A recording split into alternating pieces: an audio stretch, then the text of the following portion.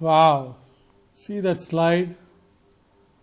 Whenever I remember zoonotic parasitic disease, I used to remember this helminthes worm, Ascaris lumbricoids.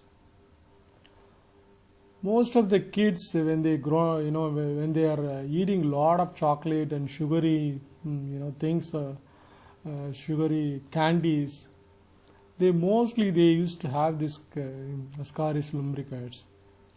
Even when you see, mostly when it is a big number, they used to come out from the stool. You can see if it is, this worm is healthy, that means you will get sick, because they used to the parasitic, nature. It get all the nutrients from your body and then grow healthily. So this become a big problem in mostly tropical and atropical, the subtropical regions. So majority of parasitic disease due to helminthes, trematodes, gastrodes, pentastomides, and even protozoans. They are all zoonotic parasitic diseases. When we talk about top five, what are the top 5 zoonotic parasitic diseases are there? We can think of cryptoporosis and intestinal nematode infection, leishmaniasis, schistosomiasis, and lymphatic filariasis. These are all the top 5 parasitic zoonotic disorders. When we think about why these parasitic zoonotic parasites are coming, when we think about these parasites were previously isolated from the human being, then how now actually is an increasing number? Why it is increasing number?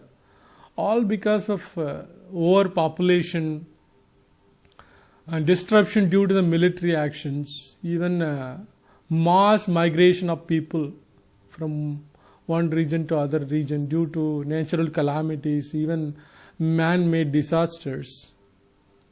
And the whole big group of people, our populations living in large urban centers. And when more people gather together, and then obviously the inadequate food and water comes in a play. So these parasites start to spread one to other. And also one more important, clearing new areas for the cultivation, food or other land uses resulted these zoonotic parasites start coming towards us, because they are previously isolated from the human being. Now it is coexisting with the human beings. And this video lecture, I'm going to discuss about top 5 zoonotic parasitic diseases: cryptoporosis, intestinal nematode infection, leishmaniasis, and schistosomiasis, and then also lymphatic filariasis. The first one we're going to see about scriptosporidiasis. So it's actually a diarrheal disease caused by microscopic parasite, Scriptosporidium, that can live in the intestine of the human and the animal, and even it will be passed through one host to other host by stools,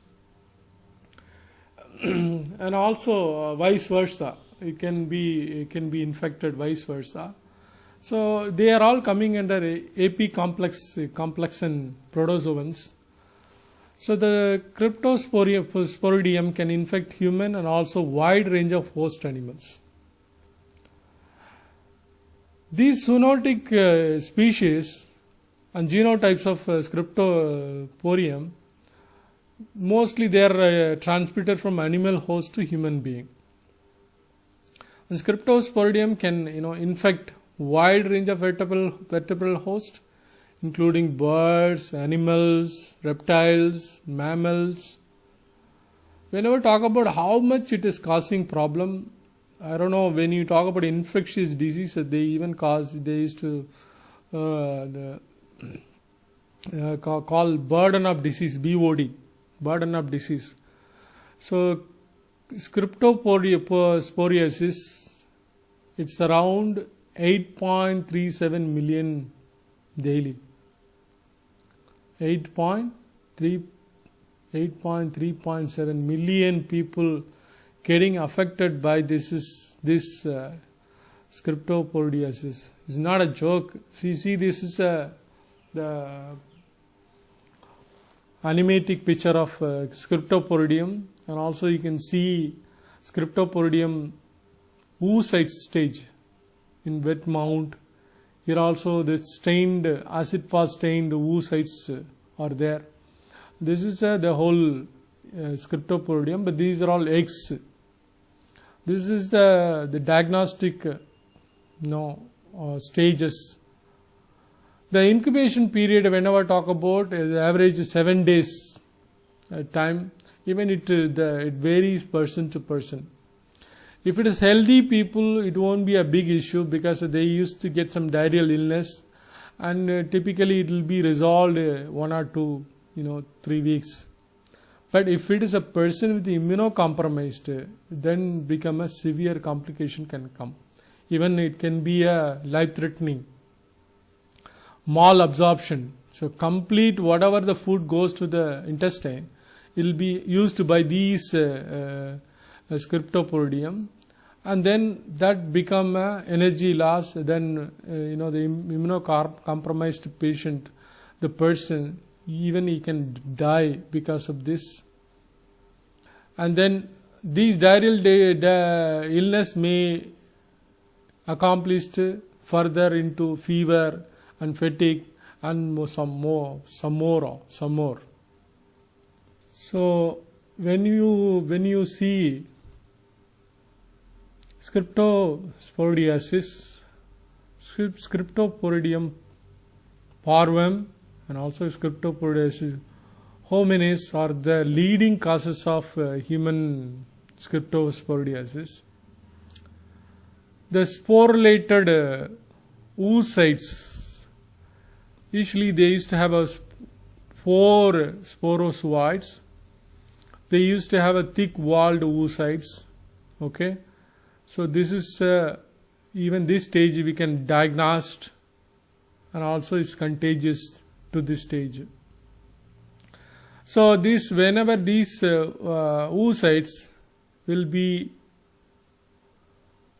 go out of the host by fecus, even some the Cryptosporiasis, even it can possibly even it can go through respiratory secretion also, can be possible to transmit.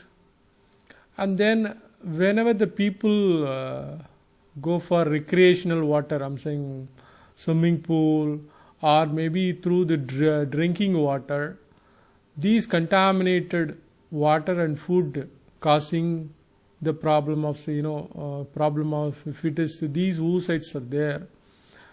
So then that will be enter into the host, human host. So it will be ingested into the human host, or even cattle. Whenever talk about Cryptosporidium parvum, the cattle is a major host for this species. So from the even some people, when they drink raw milk without boiling, so the chance of getting this Cryptosporidium.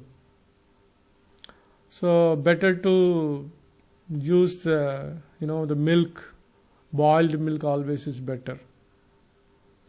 So whenever I think about milk, one of my friend actually, so kids usually they used to drink the packet milk without like boiling. The packet milk, I'm talking about commercially available packet milk. They are all that milk, it is pasteurized milk, so that we can drink. Okay, but not that the raw milk would be getting from the milk person. Okay, so when we talk about life cycle of scriptophoresis, actually, for example, when they are, I already on the previous one I told, the cyst, it has a 4 sporozoites. So they will be in the cyst. When they come out of the cyst, they become 4 sporozoites usually comes. Sporozoites are come, and then they will go. Okay, so sporozoite release and parasite in this is the epithelial cell of gastrointestinal tract. So they will go there and settle. Mostly they are in the brush border. They won't be go inside. They will be there in the brush border. I'm saying that's what they used to call brush border. Okay, these sporozoites, settle there, and then they will go both asexual cycle and sexual cycle is possible. So from there, the asexual cycle multiplication will happen, and that is what even the asexual cycle they even call merogamy or schizogamy. These two terms usually, merogamy is very commonly used to terms asexual cycle.